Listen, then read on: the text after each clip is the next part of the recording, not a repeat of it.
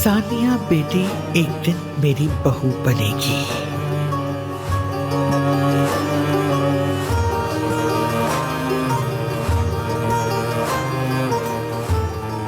मैं परेशानी के लिए बहुत माजरत खा हूँ। अजमत साहिबा का बहुत शुक्रिया, उन्होंने मेरी बहुत मदद की है। कोई बात नहीं, परेशान होने की जरूरत नहीं है। और वैसे भी तुम्हारी मदद करना तो हमारा फर्ज है। अदनान, मेरे साथ आओ जरा, मुझे बात करनी है।